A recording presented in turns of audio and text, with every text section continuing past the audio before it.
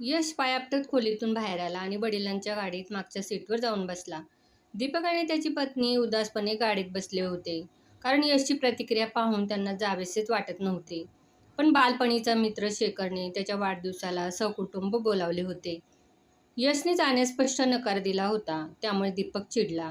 राधाने मुलाला समजावले होते, यश, तुला जायला हवे. असे भेटून छान वाटते. आजकाल कोण कोणाला बोलावते आणि तुझ्या वडिलांचे असे कुठे अनेक मित्र आहेत. शेखरजींची नुकतीच मुंबईला बदली झाली आहे. तुझे वडील ते आल्यामुळे खूप आनंदी आहेत. यश गुरगुरला, मग तुम्ही सगळे एन्जॉय करा. तुम्हाला कोणी अडवले? मी माझ्या मित्रांसोबत कुठे गेलो की कुठे जातोय? कधी येणार आहेस? कोणासोबत जाणार आहेस? असे अनेक प्रश्न विचारतात. आता त्यांच्या मित्राच्या घरी जाण्यासाठी खूप खुश आहेत. मग मी जेव्हा जातो तेव्हा त्यांना इतके प्रश्न का पडतात? मला सर्वात जास्त त्रास कधी होतो हे तुम्हाला माहीत आहे का? त्यांच्या मायक्रो मॅनेजमेंटच्या सवयीमुळे. ऑफिसमध्ये बॉस आणि घरी वडील. आता तिघेही निघाले होते, पण गाडीतली विचित्र शांतता तिघांना अस्वस्थ करत होती. राधाने अनेकदा बोलण्याचा प्रयत्न केला, तेव्हाही यशने अशी प्रतिक्रिया दिली की तिला रडू आली.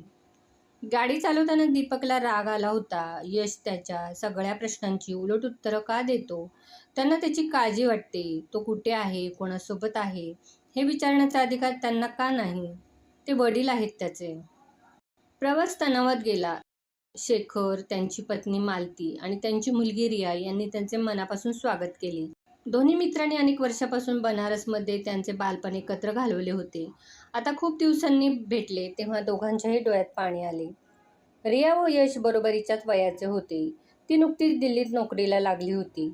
वाढदिवसानिमित्त तीही आली होती. ती यशला आनंदाने भेटली. परिचय झाल्यावर यशही हसला. त्यामुळे राधाने सुटकेचा निश्वास सोडला.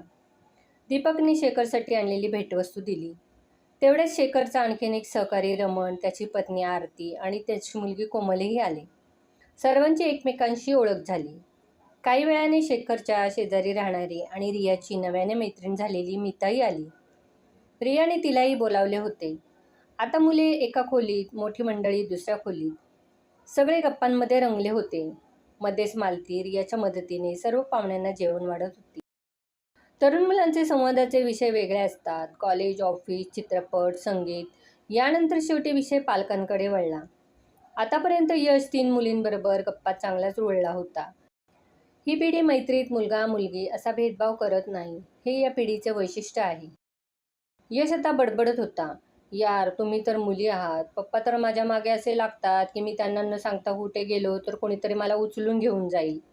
सारखे, तू कुठे जाणार आहेस? कोणासोबत चालला आहेस? कधी येणार आहेस? तू हे ऑफिसमध्ये का नाही बोललास? तू तुझ्या बॉसशी असे बोलायला हवे होते.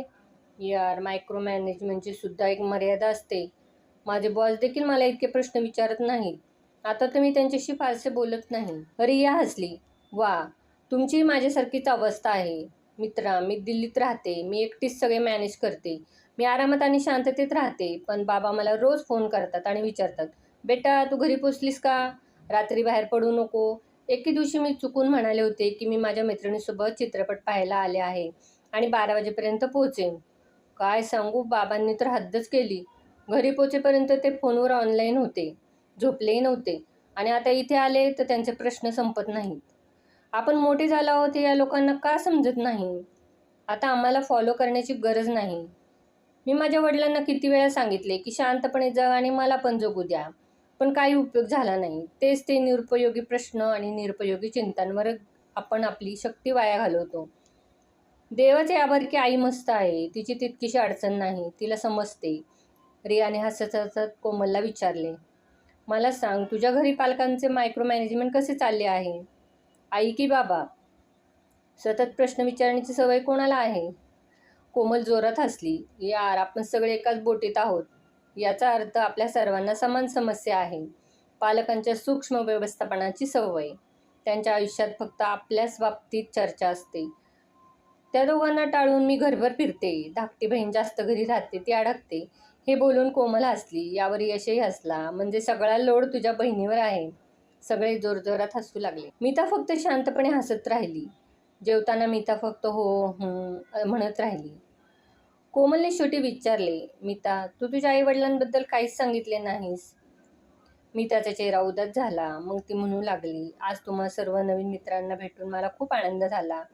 माझे खूप कमी मित्र आहेत. आमच्या घरात फक्त मी आणि आई आहोत. माझे वडील माझ्या लहानपणीच वारले.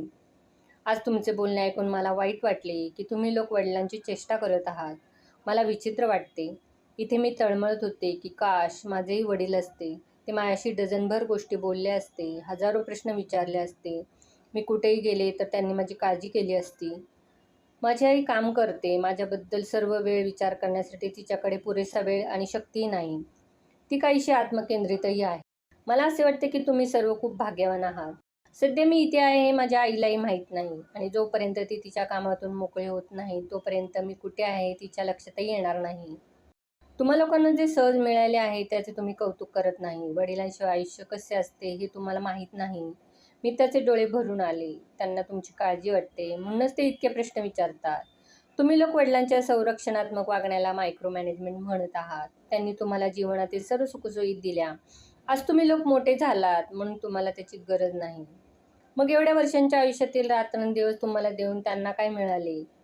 ती मुले तुमच्यासारखीच असतील का ज्यांच्यामुळे वृद्धाश्रम वाढत आहेत?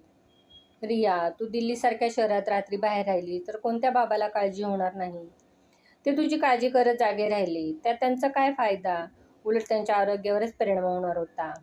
यश, काका तुझी मुलीसारखी काळजी करत राहतात आणि प्रश्न विचारत राहतात. विचार करा, त्यांचे मन तुमच्यासाठी किती हळुवार आहे. आणि हे प्रश्न अनेकदा फक्त बोलण्याचे निमित्त असतात. हे तुम्हाला माहीत आहे का? कोणीतरी मला काहीतरी विचारावे यासाठी मी आसुसलेली असते. मी त्याच्या गंभीर उदास आवाजात यश, रिया आणि कोमल हरवले होते. मीता पुन्हा म्हणाली, तुम्हाला माझ्या बोलण्याचे वाईट वाटत असेल तर मला माफ करा. पण मी काय करू? कोणत्याही वडिलांचा अपमान मला सहन होत नाही. मी माझे आयुष्य वडिलांशिवाय जगले आहे. त्यामुळे मला वडील नसल्याचे दुःख कळते. लाड करायला कोणी नाही, समस्या ऐकायला कोणी नाही. तुम्ही लोक तुमच्या वडिलांना मान द्या. कृपया तुमच्या सर्व गरजा पूर्ण झाल्यावर त्यांचा असा अपमान करू नका.